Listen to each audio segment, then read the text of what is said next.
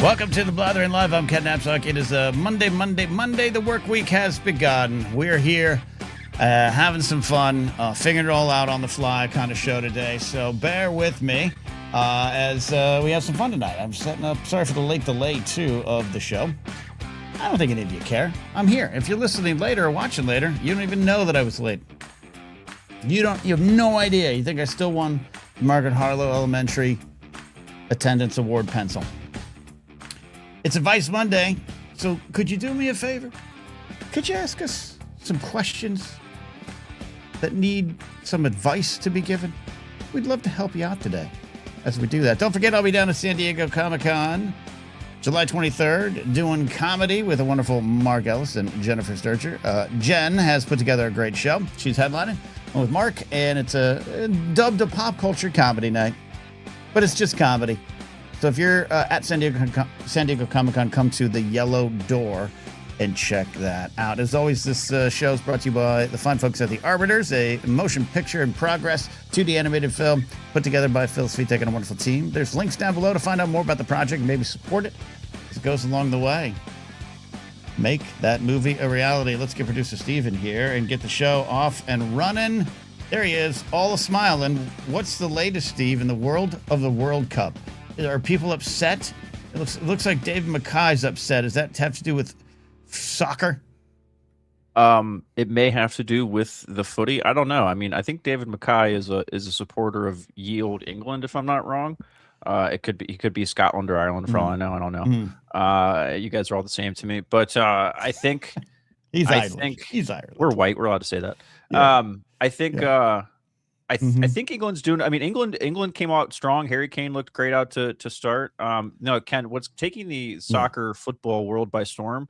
Please American exceptionalism is here, baby. We have arrived as annoying sports fans on the world soccer stage. Ken, we're amazing. Okay. We haven't conceded a goal. We're scoring 1 million goals. Okay. We are about to win our third major trophy on the international stage after World War I and World War II. The 2026 World Cup is our third major trophy.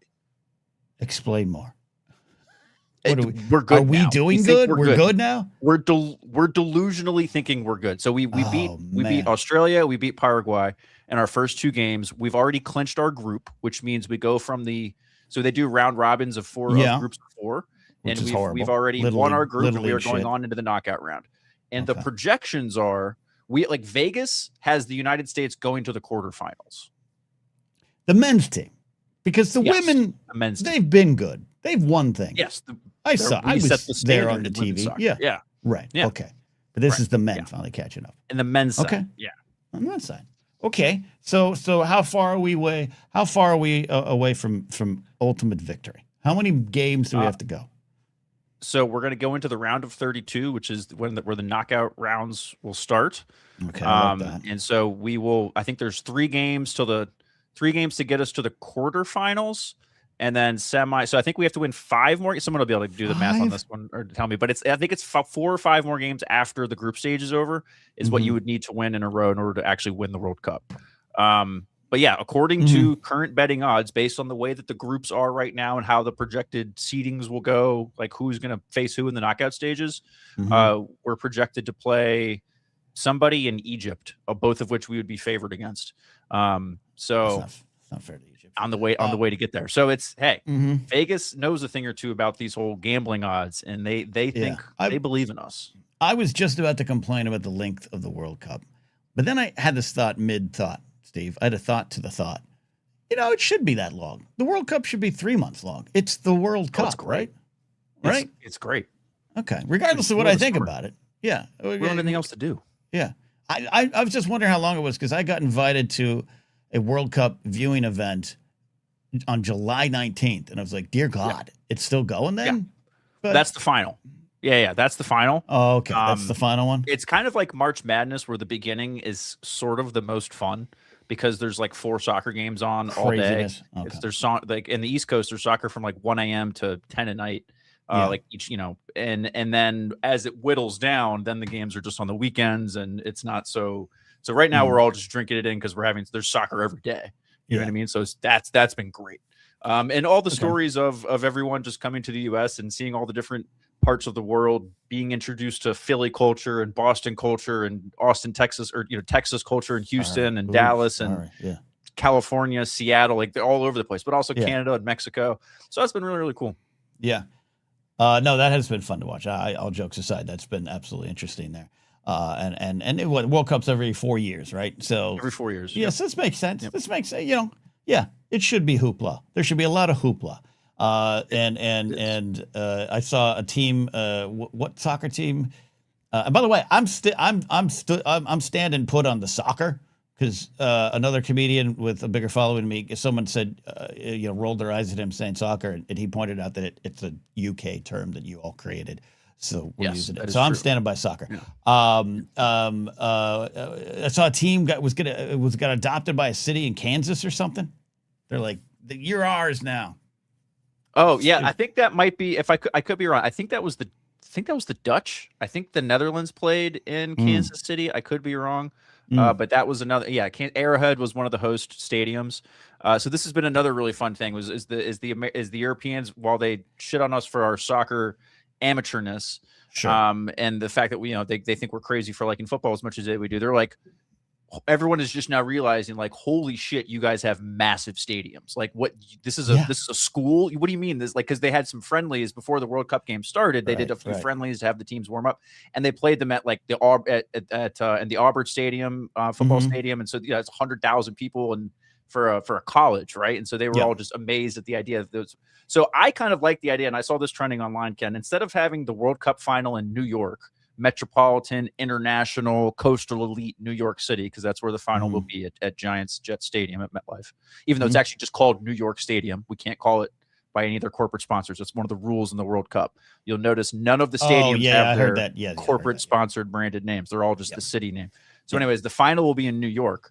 But there was some funny stuff going on that was like, why are we putting the final in the most international friendly city in the entire country, right? Like, if we somehow make it to the World Cup final and we're playing Spain or Germany in the World Cup final, we should play them in like Tuscaloosa, Alabama, or like Athens, Georgia, or Notre Dame Stadium, or like one of these crazy college football stadiums to capture that giant crowd atmosphere that the pro stadiums, the pro cities just don't really get the same thing. Right, like the 100,000 seat stadiums built in 1922 that need to be renovated, but we can't do that. Giant cement domes. Yeah, the Rose Bowl. Absolutely. Yeah.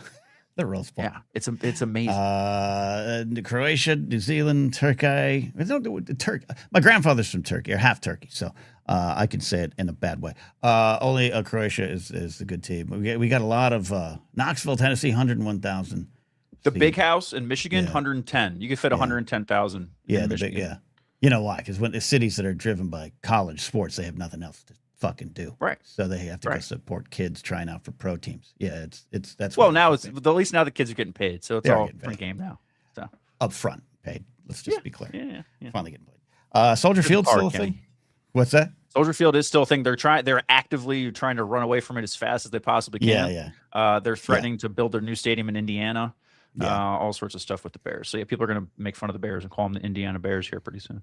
Well, the New Jersey Giants and the New Jersey Jets, right? Yeah. Borders, states, who cares? It's all one thing. It's all one thing. That's the longest thing you've ever said, Ken. Yeah. Well, yeah. I mean, they do look different though, right? When you cross into like Oklahoma, you're like, oh, everything has red clay. Like when you're in New Mexico, you look at those mountains, Arizona. Like it is interesting how each state has its own like look. And I would love to. I know there was a show. I think the show I'm thinking of was like how states got their names or borders or whatever. Which is our fun thing. I think it was hosted by an absolute piece of shit comedian. So I'm not going to seek it out. But I like that kind of stuff. That's the old man, middle-aged stuff that I sit there and watch. Like, oh, they called it New Mexico right here because the rocks changed. Like that's I'm going to waste a day doing that. Santa Clara 49ers.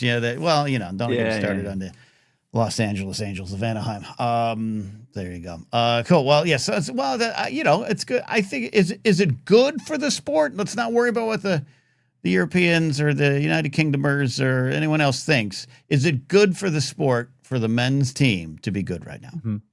I think you could make an argument both ways. I would argue yes, and for the reason that Tiger Woods being good for golf is good for golf. He brings a bunch of eyeballs and money to the sport.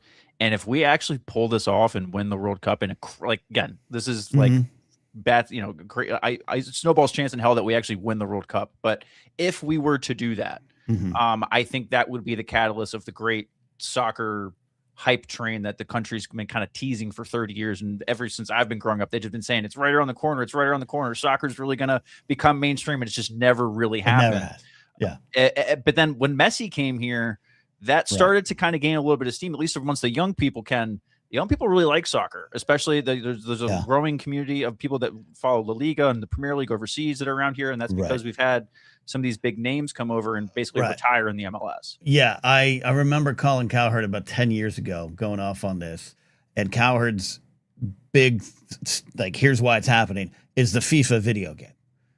And I think that kind of works, but it's been 10 years and it hasn't caught on, so it's a new generation. But that'd be good. This could be the thing. This could be the thing. Because, you're right. We've been hearing this for about 30 years. And June Lee just did a video about this. I haven't caught up on it yet, about why soccer is sometimes suppressed here or why it doesn't work. It's because of grumps like me, right? Sitting on the radio going, so I'm the problem. Just me. Yeah, well, I don't think it's the problem. I think it's just it's supply and demand, right? We are a capitalist utopia here in the good old red, white, and blue of America, and so we just tend to gravitate towards football, basketball, baseball, hockey. Our sports bandwidth is pretty full. Well, I mean, it's more so than soccer by a considerable margin when you look at things like television numbers, right? So that's why I mentioned it like that. But the gap for soccer is still considerable to kind of catch up. But I think the issue is there's the people like you, Ken, that have your attitude. There's also the people that say like, oh, well, if American athletes actually focused on soccer, we'd be the best in the world. Like, if Kobe Bryant was a soccer player, blah, blah, blah, blah, blah. If LeBron James decided to play soccer, we'd be the best. So that's the American exceptionalism that we are now introducing to the world stage with this newfound arrogance and confidence that we have of winning 2 games in the World Cup. We're such assholes.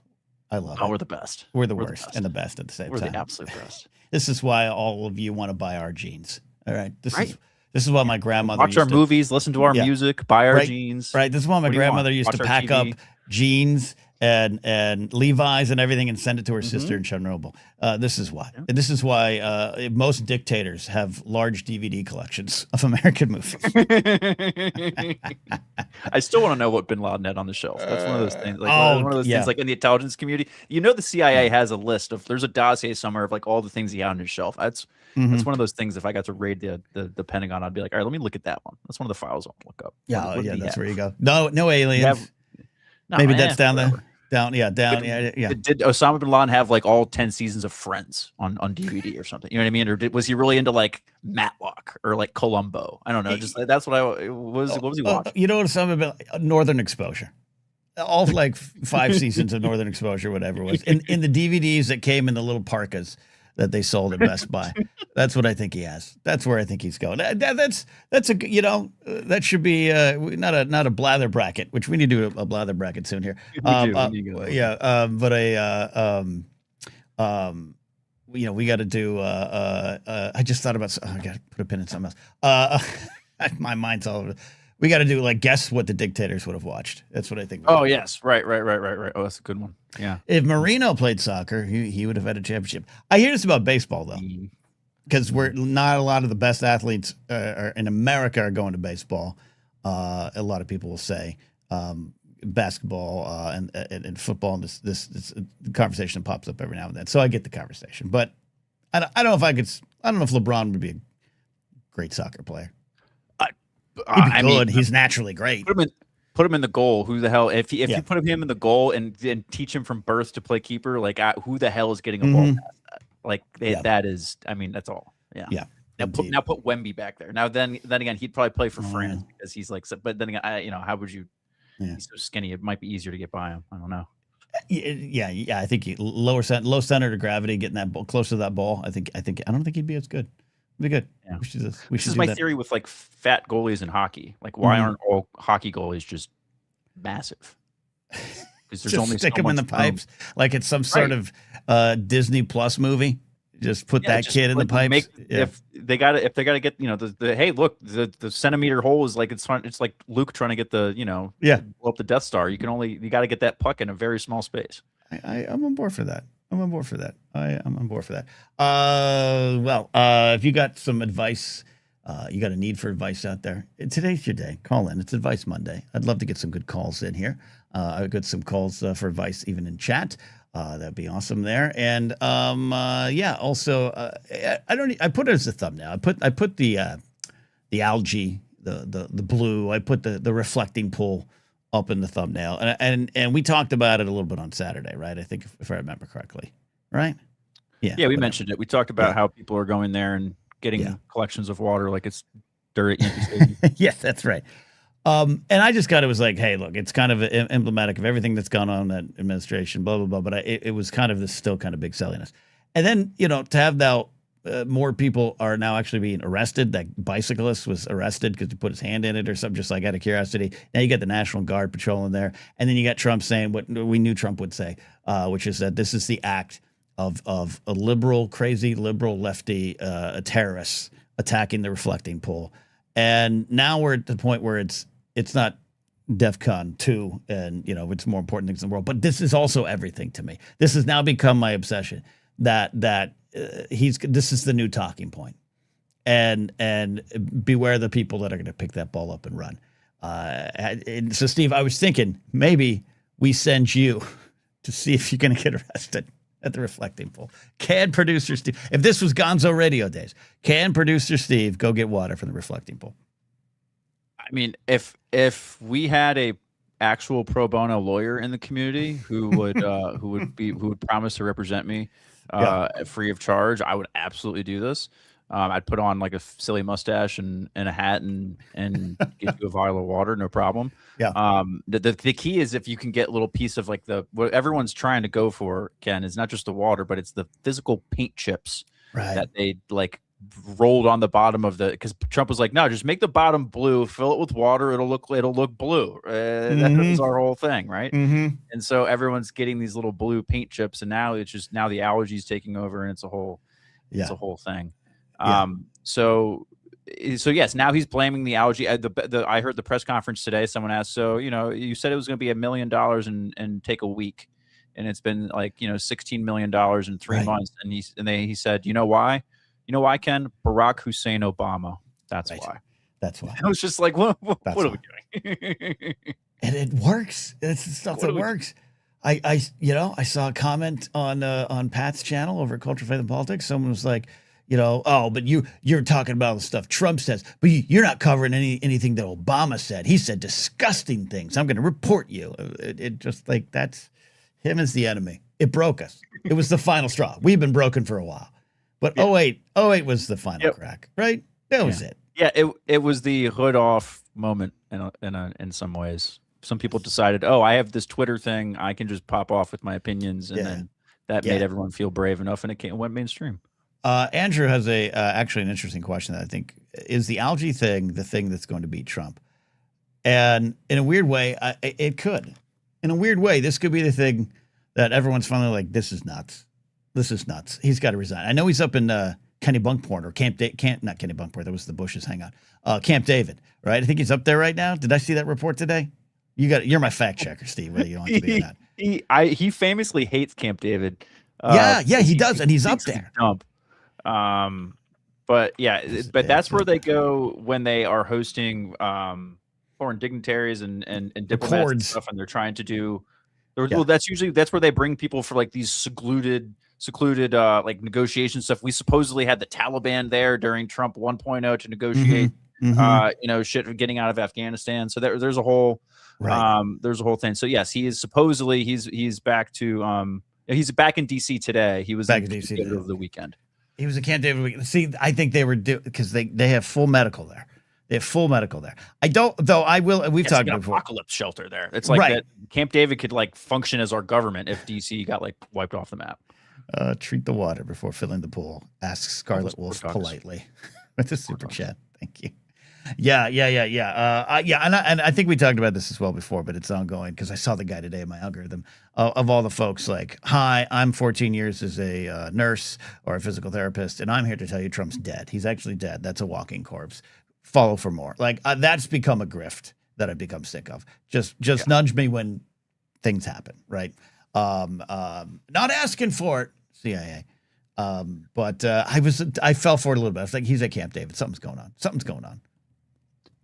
Yeah, we get a lot of chatter around here too every time he goes to Walter Reed, and that's noticeable around here because it's not, I guess, easy for them to do logistically, and so there's people in town know about it because of how the traffic and stuff works, and people are like, oh, this only ever happens when they're taking the president to this hospital or whatever. So stuff like that happens, and he's been he's on there like 4 or 5 times this year already just for regular checkups.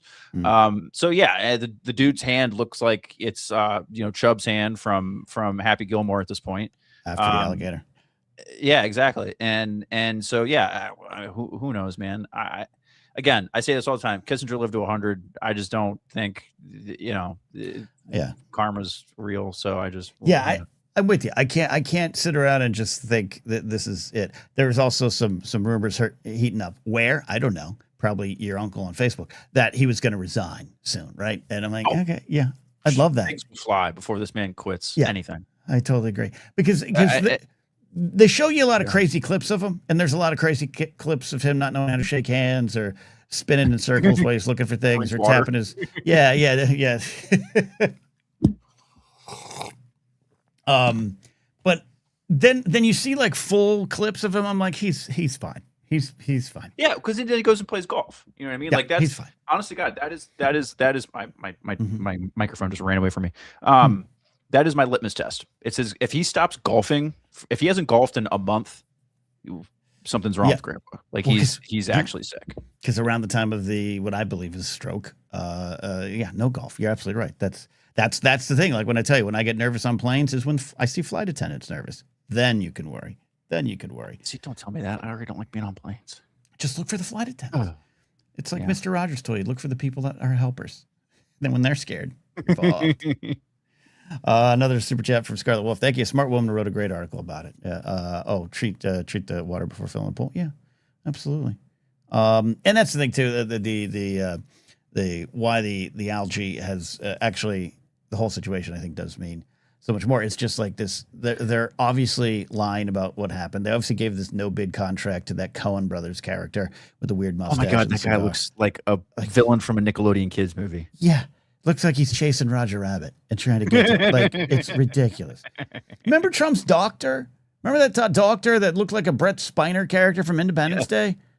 Yeah. Like, what are we doing? Right. It's nutters. Oh, Giuliani with the hair dye. It's nutters. But my blue guy. Exactly. But it's like, have you ever, maybe when you were a kid, because I know you're not a liar now, Steve, but when you're a kid and like you would lie and then you get caught in the lie. And so you double down even more and maybe kind of create an elaborate story around it. Maybe even do some things to support the lie. That's what's happening right now.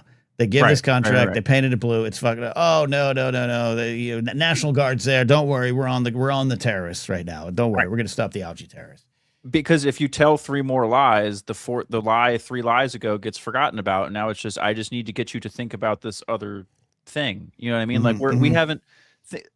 Man, the news cycle is just. I wish I could go back to journalism school and see what the hell they're teaching kids nowadays, because it's got to be completely different from when I was there. Because scandal-laden things and career-ending things just happen on a Tuesday nowadays, and it's no big deal. Yes, all across politics, and we have there's all sorts of horrible. Dude, planes are still falling out of the sky. Like, we're just not talking about it. Whether they're military planes, they're like private planes, public planes.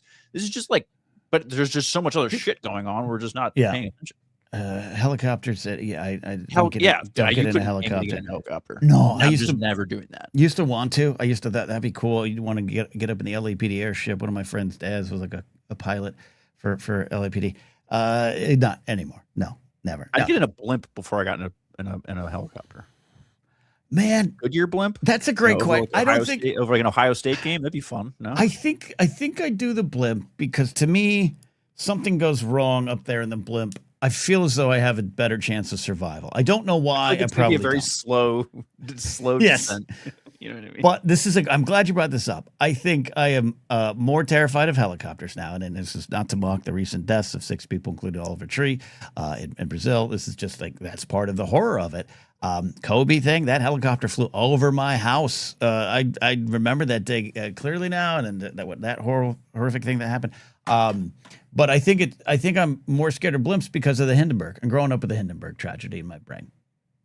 I think I'm just terrified that would happen, even though I don't think they make them that way anymore. So. Yeah, I was gonna say then they'd change the whole like physics of it or whatever, so that wouldn't happen. But no, I mean the Snoopy blimp looks so innocent. You wouldn't. How do you look at the Snoopy blimp and think, oh, that looks so safe up there?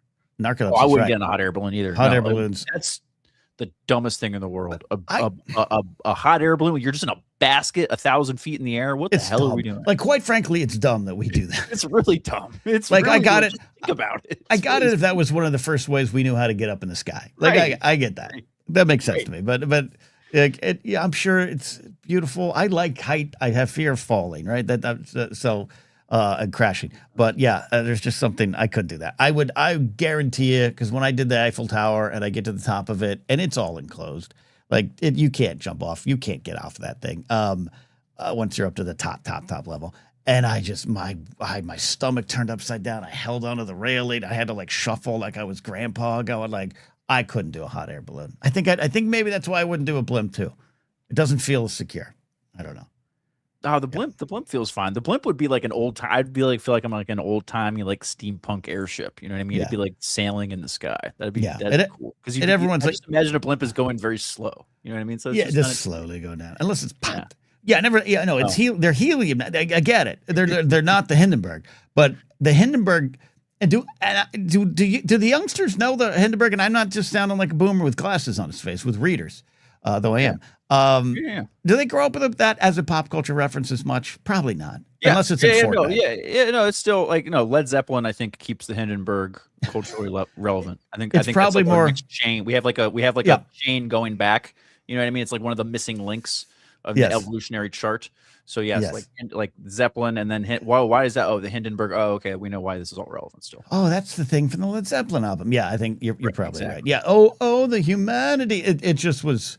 It was kind of my first exposure to tragedy, even though there had been many other things, Kennedy assassination, what Martin Luther King, what may be, but that was the first as a kid that I was just like, that kind of stuff can happen. Like that can happen. You're not that old. Come on, you woke up one morning. You woke up and mom and dad were reading the newspaper and they're no. I'm talking about goes up in flames and I'm talking about in terms of like learning it, right? Like I was talking about when like pop culture becomes something you experience and you're taking in history versus you're just a goo goo gaga kid playing toys, and all of a sudden you start to kind of become a little more aware.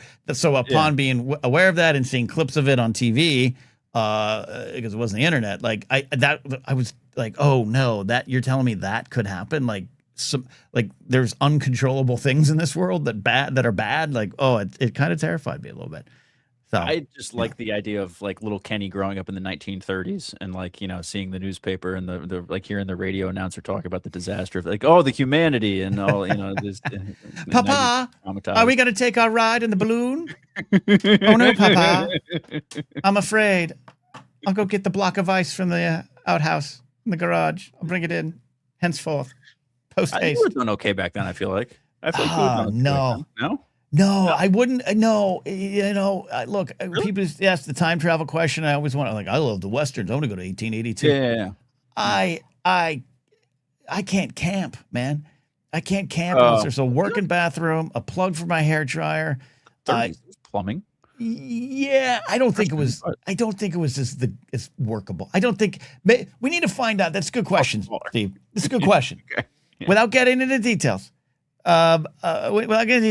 When did like the modern bathroom in a workable way happen that we all had access to, right? Okay. Because I think at one point it was like, oh, did you hear? The Smiths down the street got themselves a toilet, like, and the rest of us were in outhouses. Whenever it became normal. Yeah, I bet this was like a World War I thing. Like the doughboys came back from overseas and they're like, guys, we have got to stop shitting in a shed out back. Like there's porcelain bowls that they put in the house and they put water in it. It's great. That's what I'm going to assume. It's one of those kinds of scenarios. Yeah, I'd like to know that because that's why I wouldn't go. Wouldn't go back. That's why I wouldn't go back. You're like, I need modern plumbing. It's as far back as I live in a house built in 1920 and moved and rebuilt in 1944, and the insulation is like I get a feel for it. I get a feel for it when I don't turn on my air or my heat. Like, no, this wouldn't be good. I don't think I could do well with this. So you're gonna be gifted a time machine. You're gonna go back to like 1964. Maybe. It's like of all things. Maybe. Good job. Maybe. Yeah. You get a time machine, go back and change anything in the world. I'm going to go watch the Red Sox World Series. I have the about a minute 30 clip of Vince Scully, Joe Garagiola calling that Buckner a moment. I have it on my phone because I used it for Box Score Heroes when I had that channel. And I forget it's still on there. So I'll be out for a walk, listening to music, and then that pops up. I just listen to it every time. It's the greatest thing ever. I love that. I just love that. Yeah. Oh my gosh. Old calls are great. Old time. Well, you know what? Does this resonate with anyone? Like when you're listening to like Vin Scully and Joe Garagiola, they're calling the World Series. It's tense. Things are already going on. They're doing a great job calling it. Two legends, but they don't know that history is about to happen, right? They don't know it. They're calling a game. Something great could happen. So to hear this, like they're just umpires talking to Stanley. Marty Barrett's playing a little too far off second base, and they're having just a normal announcer thing. And then a timeless moment happens in front of you. I'm fascinated with that kind of stuff. A lot of it is sports, but it can go to other parts of the world, you know? No, I'm right there with you. That was part of one of the things that drove me to being in journalism, Ken, was sports broadcasting. And I've heard a million interviews of broadcasters talking about the exact thing that you just described, was whether it's Bob Costas or Mike Tirico, or just name any of the kind of the modern guys, it's like talking about as they were, they always the night before a big game kind of think about like, okay, what would I say in this scenario, or like what would be appropriate, blah blah blah. But they never kind of have like a script or like, here's the line I'm going to do. It's always just like hearing them talk about like how it comes to them in the moment, or like how that like thing is correct. For us journalism nerds, that is like watching the Beatles documentary and watching Paul McCartney like just kind of hitting the keys to Let It Be for the first time, and it just being like, he'd be like, oh, that was cool, like and then it's just, you know what I mean? That's that to us. Like, do you believe in miracles and all that kind of shit? Do you believe in miracles? This entire team will go mega. Yes. Two competing thoughts. Yes. I think that's why I'm obsessed with history as much as every other white middle-aged man in the world. Yes, I know I'm not original, but I think what continues to draw it to me is when you study something and you see things and you're like, oh, something like iconic is about to happen. Something horribly tragic is about to happen, whether it be a big disaster, something like that. The moments before it, I'm obsessed with, the first year of Saturday Night Live is one of my favorite things because they didn't know what they were doing. They didn't know that they were setting a template for something that would be going 50 years later. I love that kind of stuff. That said, how can we get you to be like a guest journalism speaker or teacher at a nearby school? Can we use the Blathering Live as something to get you in? Yeah, I've thought about using you as a press credential for something, and just like if it show up with like a clipboard and be confident and be like, oh yeah, no, I'm here with the YouTube channel, blah blah blah blah. Just Morning Drive Media, whatever it is, right? I'm totally down for that. I back last year we were, we had I actually shot a bunch of video at the No Kings rally that I was at and stuff, and I was, I was contemplating the idea of doing some more produced stuff, but life happened. So, I would always be down for that. But yeah, that's what it is. It's just a clipboard of vest confidence, and you can just make yourself a press pass. I've done that once or twice. I think you can. You'd be surprised how easy that is. It can. I'm so bad at it. Right. All the same thing. I'm so bad at it. What do you mean? Bad at what? Of like, oh no, I'm good and walking like I'm supposed to be here. Taffet is good at it. My friend Serena's good at it. Josh McCouga's good at it. I walk up and I'm like, I just want you to know I'm not supposed to be here. Can I come in? Like I've just it's over my face. I've worked those events, like I've done like organization for big events and big conferences and stuff as part of like previous jobs. So I know just how like dude, everything is so chaos and no one really gives a shit. As long as you're like if you're not like a high security thing, or it's not like a VIP type thing, no one gives a shit if you're not really supposed to be there. Are you slowing me down or bothering me? Or are you in the way? Then you're fine. That's how a lot of that goes. Not and one of the only times I kind of put my foot down and was insistent on, no, I have access to that area. Sorry, and I was stopped.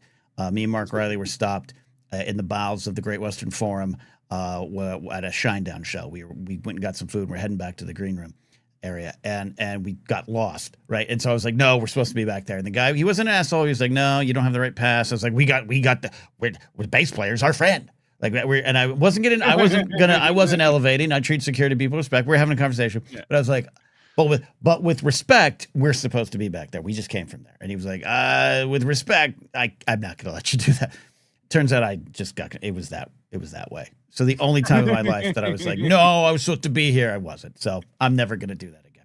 All right, I'm going to call out Brady. We love calling out Brady here, which is sad because he's the sweetest human being in the world. We were talking about plumbing earlier and bathrooms in the 1930s, and he says, some places still don't have plumbing. I know, Brady. Okay, I feel sorry for all parts of the world that don't have plumbing or good water, like Flint, Michigan. You're right. But Brady, you're like a Buffalo Bill fan. Some parts of the world we have to go to work hard, and our team is hard like us. You got to stop that. I know some places are less fortunate than me. I'm just talking about shitters. That's all, Brady. Call into the show, please. Outliers. That's Brady's response. If you're just joining us, you can call in tonight if you're a Patreon supporter at patreon.com/Napzok or a YouTube channel member and call in and ask some advice. I'm in an advice-giving mood, which just means I'm a white guy who thinks he knows things. I think that's what this is about. Ben Wellington says, go with me anywhere in NYC, and we're getting in. Yeah, okay. I don't doubt you. I don't doubt you, Ben. But I've even pulled off. We were going to a Comic-Con party, and we knew we weren't on the list. And I think it's been 10 years. I can tell a story. We weren't on the list. And Roxy Stryer was a big group of us. And Roxy pulled up an email that had Maria Menounos' name on or something like that because during the AfterBuzz days. And like kind of faked it. Like, look, I've got this email. And we had never RSVP'd. And she threw a stake, was like, no, we're on this. No, and we all got up. And I still almost didn't go up. I still was at the end like, I don't think this is going to work. So you don't want to, I can't, Ocean's 14, I could not be on your team. I could not be on your team. All right. So bad. All right. So yeah, we can't have Ken on the heist team. Yeah. Man, so what do you do then on the heist team? What role do you? I mean, with the getaway driver then? You're not a good driver. I mean, I'm a cautious driver. Getaway driver. Yeah, that's not. You don't want a cautious getaway driver. I need someone who's going to be decisive. Unless the key to the getaway is, this guy's not breaking any rules. Like, he just looks like a dad driving his kids to soccer practice. If you need that, maybe I'm your guy. See, that's the. I always get so mad playing Grand Theft Auto because I want that tactic to work so bad, but because it's a video game, it doesn't have that kind of. You just turn a corner and you just then sit in traffic and act like you belong, but it never actually works that way. But it's like logically, it totally should. So you would use that move in real life and be like, no, this is it, guys. So like you have a whole, me and 4 other people are in a ski mask in the passenger seat and behind you, but you're still going to sit at that red light and be like, no, this is all good. We're supposed to be here. What are you on the team? Let's form a team. What are you? Who are you? I mean, I would have volunteered myself to be the driver, honestly, before. That's kind of like where my roles fit in. But yeah, I think I would be like the tech hacker type. I would be the one that's like, okay, I'll figure out how to get you in there. I'm definitely not the most guy. I'm not the trigger guy. Right. I might be a good idea guy, but that's kind of the same thing as the tech guy. I think that could work. You will have to form a team. You have to form a break-in team. If you volunteer here, if you're in chat tonight, volunteer for the break-in team. Well, that was the intro to the show, and it's 43 minutes in. It is. Can I be honest? It is scary how fast my eyes have gone in the last 2 weeks. Should I be concerned? I mean, let's just say Senator Schumer is getting a lot of playing time lately. And I know I could. Detective McCarcel's the muscle. Oh yeah, good with that. McCarcel's. Laser Bolt's gonna fly us to Belize. Ben is Elliot Gould. We actually got a good team. Jungle somewhere. And then we know we got Dr. Addy if there's any kind of need for like, hey, we need a chemical compound that's gonna sizzle when we leave the room or something like that. I think we got medical help. Like she could stitch a wound or something. Maybe, yeah, maybe, but I'd use her more for the science knowledge. Yeah, we got a good for everyone. Volunteer, everyone volunteer on our team tonight, and let's go do it because I need money. Let's go break into a casino. Let's go break into a casino.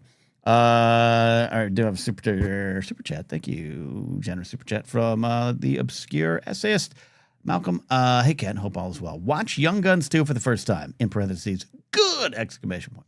Wonder what you consider to be the best performances in the series. I lean towards Lou Diamond Phillips and William Peterson. Yeah, okay. Little Young Guns 2 talk. Steve, you have an opinion on this? I mean, you're just passing through. I want to get your gut take. No, I know. Well, my big experience with Young Guns was our I was looking up a name real quick, was our watch along thing. That was the first time I'd seen Young Guns 2 start to finish. I think ever. I think I'd maybe caught it like on cable TV in the afternoon sometimes as a kid, but never watched it all the way through.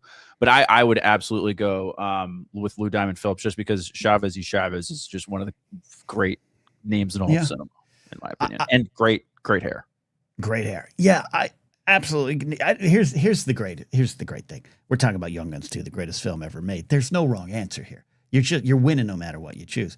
But if I was to split hairs, I would on Lou Diamond Phillips' performance. I kind of like his Young Guns 1 performance more than 2, but they're both great. So it's a right answer from you.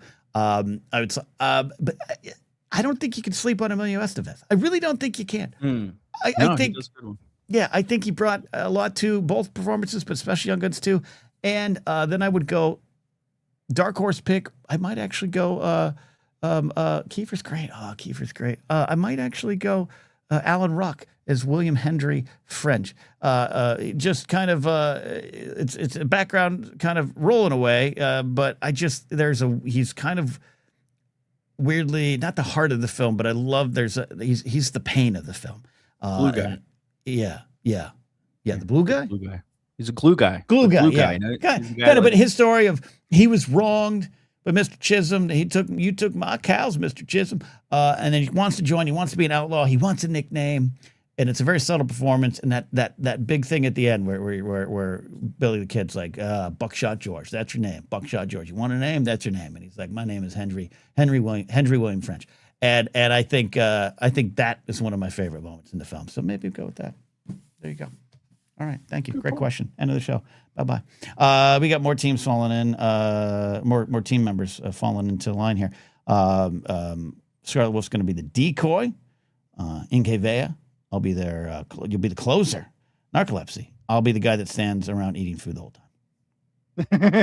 That's an important role, to be fair. I mean, that person usually is involved with the decoy in some way. The person's usually helping the decoy, and then they get distracted eating food, and then makes the decoy end up doing all the work, kind of thing. But. Right.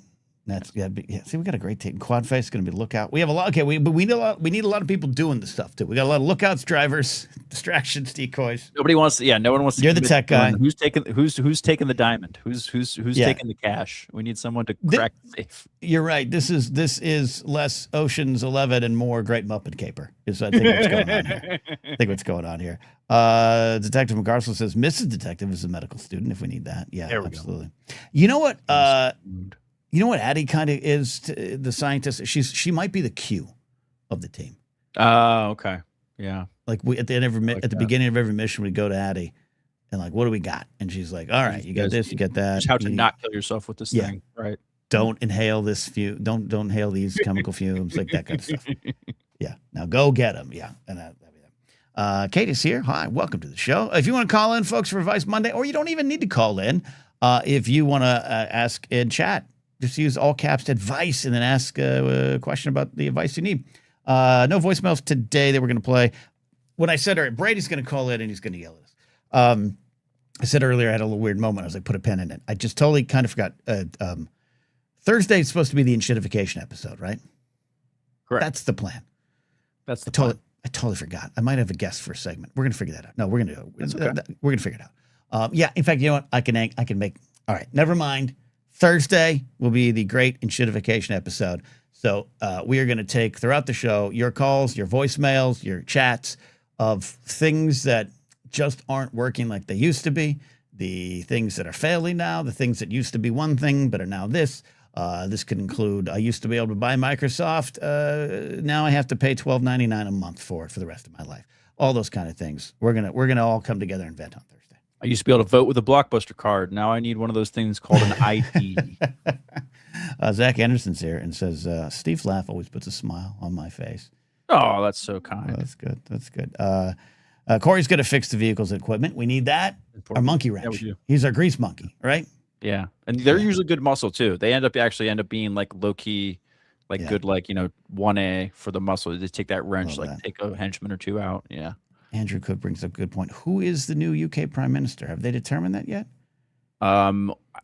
In the interim, is it not like, I always just assumed in the interim, whenever they're like doing he's done, right? Like when what's his face has resigned and they're waiting to like, well, we're not waiting for smoke to come out of Downing Street. That's the that's the Vatican. Yeah, UK Prime Minister. I just assumed it was like those like old British dudes that are the Muppets, like the old guys. I don't know if they're like movie critics or something. If that's Waldorf. Yeah, that's who I imagine runs Britain in the midst of these like little gaps. You know what they are? They are.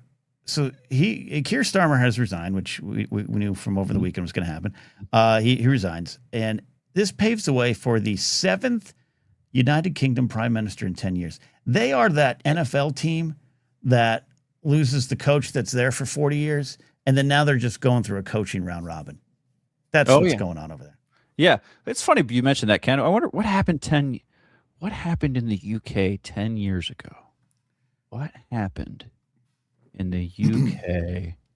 Oh, Brexit. That's what it is. Right. They left the European Union. That whole debacle. Okay. Never mind. Wasn't Steve Hilton, the guy running for governor in California? He was kind of part of that. He's a Brit. Yeah. Oh, man. Isn't it weird? Do you find it weird? Like I welcome everyone, come to this country, make your living. I want to be clear about that. My grandparents did. Like that is something big to my heart. But we got a guy running for governor who's a Brit. He speaks with a British accent. I can't have you as my governor. Dude, is that morally wrong? He's not good. Right. Yeah. Well, Schwarzenegger. Yes, absolutely. You're right to bring that up.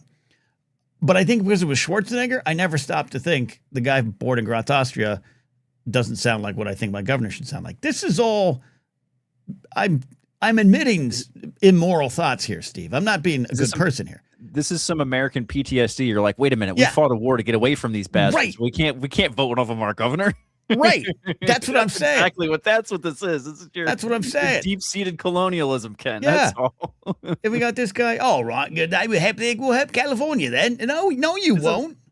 This is why my dad doesn't like John Oliver. He's like that liberal Brit. Like we kicked him out, and that was the whole. Yeah, he hates Oliver. Yeah, I had some early problems with Oliver, but I think. I just love John. Makes me so happy. You know what it is? Do you have I have a couple of friends like this. I won't name their names.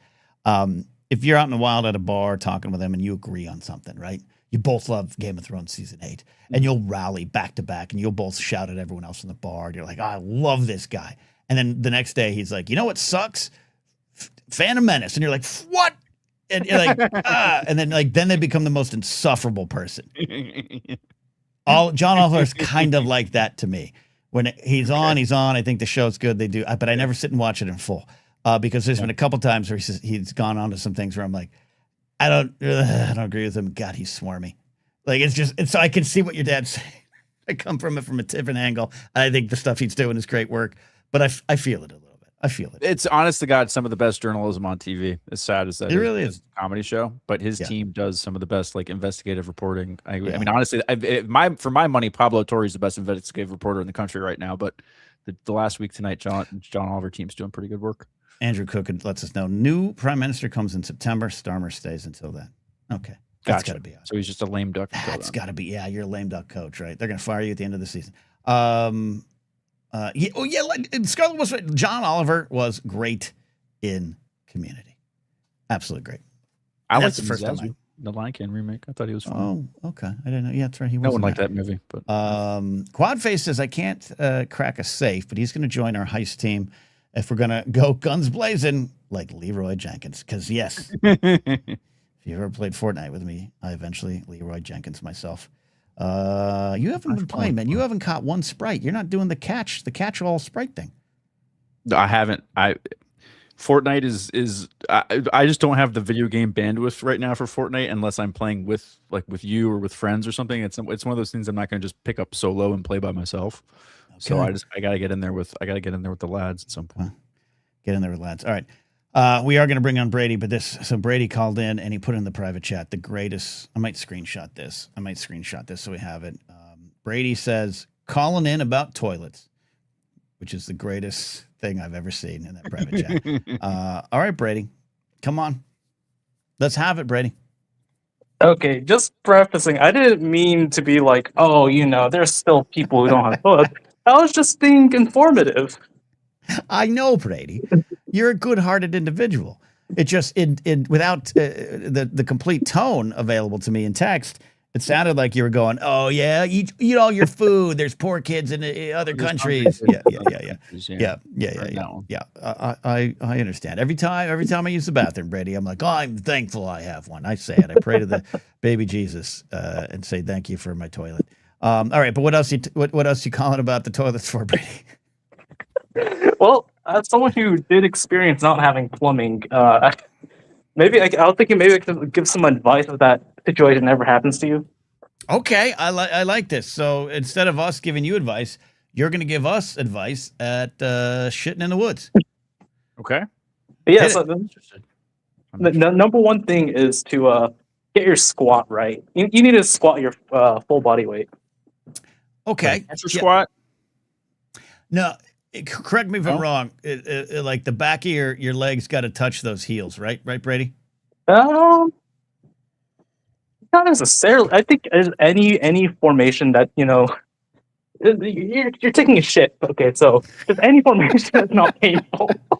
Right. That actually makes me think: Are those like knee pad things that catchers wear that go in between their legs? Is that more economic to carry going camping than like a little squatty potty? That's great. Let's ask Laserbolt. Laserbolt, do you have some knee savers that the Major League Baseball catchers use? Do you use them in the forest?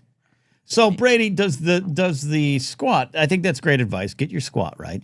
Does the squat change based on location? River, woods, dirt, bricks, rock, hill, mountain. Don't go potty in the river. If you're don't go potty in the river. That's gross. No. Go potty in the ground and bury it. Christ, we live in society, man. Yeah. Okay. Jesus. Well, I would say I would prefer a wider stance. A wider stance. Okay. Yeah. Okay. Just to avoid any spillage. Okay. So when you were in this situation, Brady, was there a spot in the house, an outhouse, a nearby park? Like, how did you manage? You wanted to give us this advice. I want the advice. Yeah. It was basically, it was an outhouse. Yes, it used to be separate, but it was sort of built inside. And they have a little bucket on the side where it's your flushing situation. So that's the advice number 2 is that if you have an outhouse, make sure the water is filled. So you can get rid of it. Yeah, absolutely. This is why I would not take a time machine past the year 1972. This is why. Yeah. Okay. Continue, Brady. This is arguably this could arguably be the most important. Make sure you have napkins and enough napkins because you're going to need a wipe, right? Okay. Those are abrasive. Napkins are abrasive. Or anything that you can wipe with. In general. Yeah. Okay. Yeah. So don't rely on the vegetation. That's what you're getting at. Yeah. Okay. Yeah. Be prepared. In other words, your biggest advice, and you don't need to go granular with the details, Brady. but I'm worried what's coming next. You don't go into this unprepared. Yeah. Essentially. Yeah. Okay. And honestly, when you squat, it's actually what you're supposed to do. So your business is actually done really fast. So you don't need to be super scared about it. Yeah, no, I wouldn't be scared about it. That's where I get most of my work done. So I can't get. Well, no, he's saying we evolved, Ken, to be able to shit efficiently so that we could not get eaten. Yeah. Oh yeah. So that a bear doesn't eat you in the woods while you're doing it. Yeah, that's why.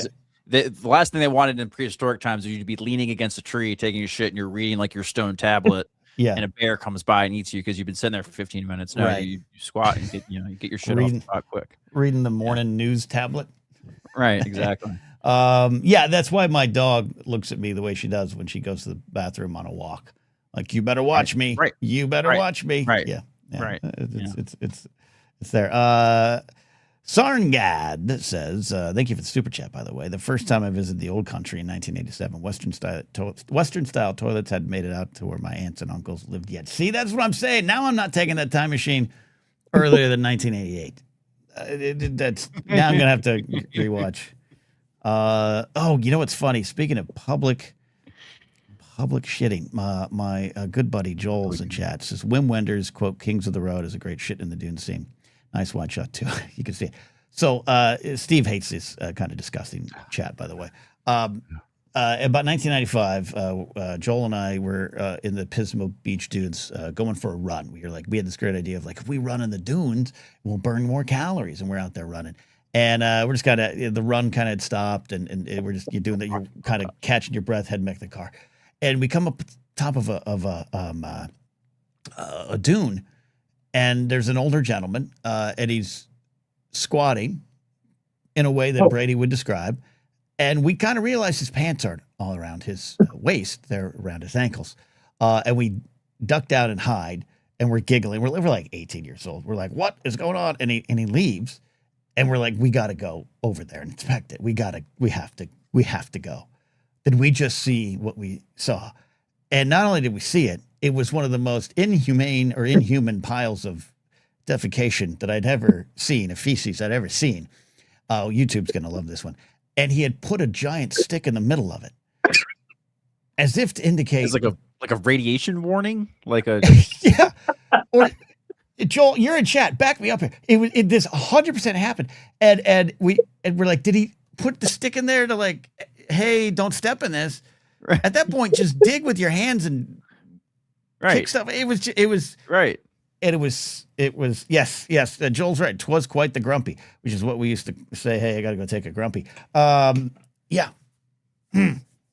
Thank you, Brady. Maybe he was just like maybe it's like an animal, and he knew that he was gonna die soon, so he just went out into the wild to just do that instead of making his poor family clean up after it. He was a little older. He was older, and we figured, hey, look, you got to go. But it was the ease and the why. There was no shame involved. He wasn't, and my sand dunes in Pismo Beach, where I live, like they have forests on them. You could like go hide in little forests on the sand on the beach. So he chose a very wide open spot. I guess he had no shame. He just needed to do what he needed to do, and I guess I respected it at the end. Yeah. I don't know. I think he's toast. I think he died very shortly after that. Yeah, I don't think he lived much longer. Animal. I don't think he lived much longer. Brady, thank you for the toilet talk and the potty humor and the advice. I appreciate that. You're doing okay, Brady. Brady, I'm always joking. Okay, I'm always joking with you. I'm never gonna yell at you for real. Brady, are you there? Yeah, understood. Yeah. Wow. I noticed too, Steve, when we started talking about the pooping in the woods, we lost like 10 viewers right away. I don't blame them. Yeah. You're lucky I'm out here. They checked out. You're lucky I'm still here. I gave you as much. Don't ever ask. You're never going to get that much from me on potty talk ever again. I love it. My quota. I could talk all day. I can talk all day about it. There we go. All right, Brady, thank you so much, buddy. And thank you, and sorry, Steve. No, you're okay. You don't need to apologize. You don't have to.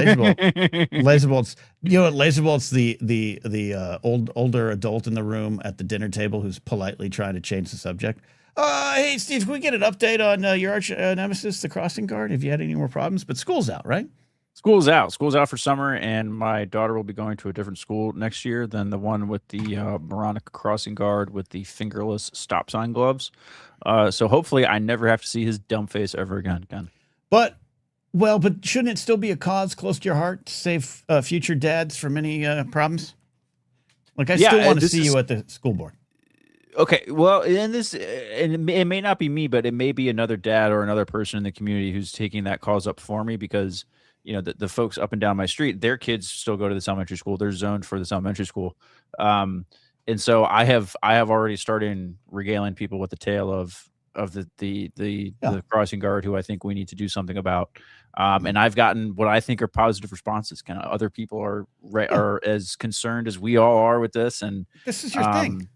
Yeah, so I think it's got some traction. To be fair, he is a little the crossing guard's a little long in the tooth. Who I don't know how many more seasons how many winters he has. How many more winters left. and summers? Yeah.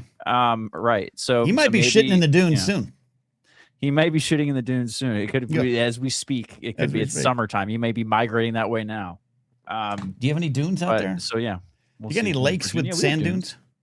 Yeah, we have dunes. I mean, not like towards the beach, Virginia Beach, that area. There's dunes. Oh, that's true. Okay, I forget about the Atlantic Ocean. I forget about it. Yeah. It's big. Never put my feet in the Atlantic. Really? Is it good? Yeah. It's fine. It's not as exciting as I mean, I've been to both. I prefer the Pacific if we're going like beachy stuff. Yeah. The Atlantic isn't as unless you're like in like the Keys or like parts of Florida, because a lot of parts of Florida look gross too. The Atlantic's kind of just like, bleh. It's just kind of like gray. Yeah. You know? Okay. It looks like Jersey. The Atlantic Ocean reminds me of Jersey, like on a hot day. I guess I mean, I've seen it. I've gone to New York, and I haven't gone out to the Statue of Liberty, but I've gone to, the area there. You come down from the 9/11 Memorial, and you go down to, what is that, Battery Park, whatever, down there. And I've gone to the railing. Yeah. And I've stared at it. Is it still the Atlantic Ocean at that point? Did we name it something else? But that's like New York Harbor. That's kind of like, it's not really, I mean, that's kind of, because you got to go out past Long Island to really get to the ocean. But I mean, you're kind of, it's close enough. Maybe I haven't. Maybe I got to go out to Montauk. Go out there. I don't know. Yeah. Okay. Yeah. But a fun show. No one needs advice, Steve. It's the middle of the summer. Kind of people have their shit figured out. Is today? I think today was the solstice or yesterday or whatever. Yes, longest day of the year. Yeah. So people have now we're barreling towards getting dark at 5 o'clock and seasonal depression. So it's all downhill from here. Yeah. I don't like the temperatures, but I like the sun. It was very long. Sun was out a long time yesterday. I hate the heat. Oh, if it's like over 85, I get grumpy. I'm just I'm with you. This hair is not fun. Which is why I wouldn't go back in time to 1933, where just sit on a block of ice. It's just sometimes something I have to do to keep coldness down. Laserbolt says, "Come dip your toes in the fresh water of Lake Michigan." I feel like you'd be really skilled with one of those like giant ice hooks, though. Like even as like a 9-year-old, you'd be like little Kenny would like crush it with like those big ice hooks. Like you get on your little sled and you'd be bringing the ice chunk back home. Yeah. I think you'd be good at that. Maybe. I'll give it a go. Maybe is there some kind of fantasy camp I can join? Old timey fantasy camp?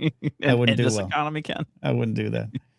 Oh man, yeah. I had that conversation. It was Father's Day. I talked to my dad, and he was complaining about the price of tri-tip. And ground beef is $7 a pound. He was $8.39. His ground beef was where it was at. So we can't even afford to be poor anymore.